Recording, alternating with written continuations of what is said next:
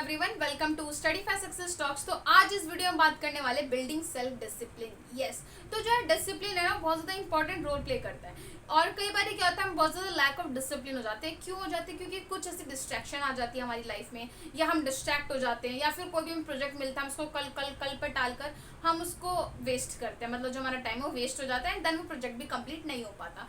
तो ये जो प्रॉब्लम फेस हम करते हो लैक ऑफ डिसिप्लिन की वजह से करते हैं। तो इस वीडियो में बात करेंगे कि अपने सेल्फ डिसिप्लिन को हम कैसे बिल्ड करें।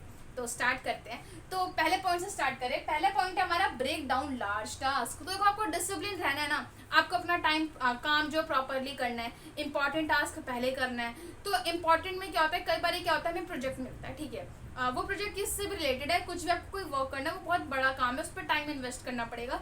तो हमारा जो ह्यूमन ब्रेन है वो कैसे काम करता है, वो कहता है कि यार शिट, ये तो इतना बड़ा प्रोजेक्ट है, ठीक है, उसको कल करेंगे। अब जो कल कल कल तो कल कभी आता नहीं, देन प्रोजेक्ट का डेट भी खत्म हो जाता है, देन हम उसको कर ही नहीं पाते। ओके, तो इस प्रॉब्लम का सोल्यूशन क्या होगा? बिल्कुल बहुत सिंपल है। जो भी आपका बड़ा सा टास्क है ना, पहले तो उसको छोटे छोटे पार्ट में डिवाइड कर दो, ठीक है, एंड देन नॉर्मली जैसा आपका शेड्यूल है उसको बस वो जो छोटे छोटे पार्ट है उसको डेली आपको कवर करना है। देन एक टाइम ऐसा है जो प्रोजेक्ट भी कंप्लीट हो जाएगा और आपको पता भी लगेगा कि आपने इतना बड़ा प्रोजेक्ट कंप्लीट भी कर दिया।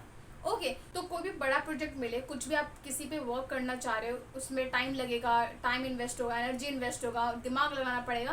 तो आपको ऐसे ही करना है, आपको छोटे छोटे पार्ट में ना डिवाइड कर देना है, देन उसको काम करना है। देन आप देखना है कि आपको पता ही लगेगा कि आपने काम भी कंप्लीट कर दिया एंड आपको पता ही नहीं लगा। ओके, तो ये वाली जो हैबिट है ना, ये सबको आनी चाहिए।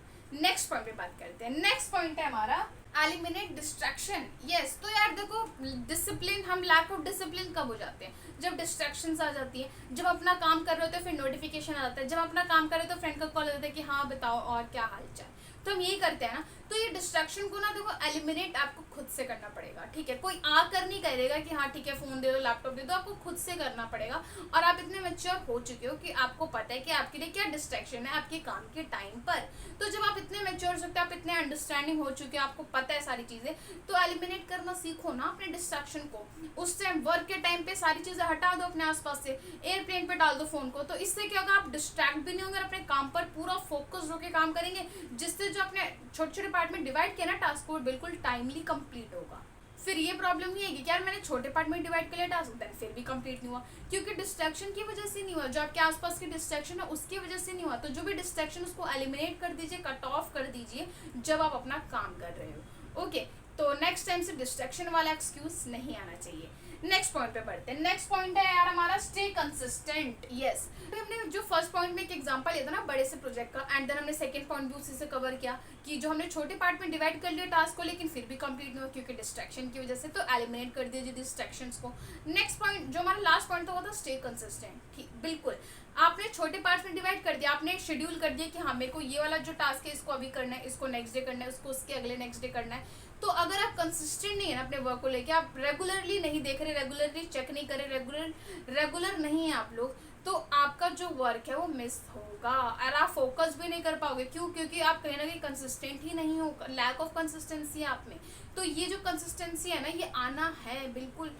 तो ये जो कंसिस्टेंसी है ना यार, ये हर एक फील्ड में आनी चाहिए। आप किसी भी फील्ड में, आप कॉलेज गोइंग स्टूडेंट है, आप स्कूल स्टूडेंट है, आप कुछ अपना वर्क कर रहे हैं, तो उस पर कंसिस्टेंसी बिल्कुल मैटर करती है।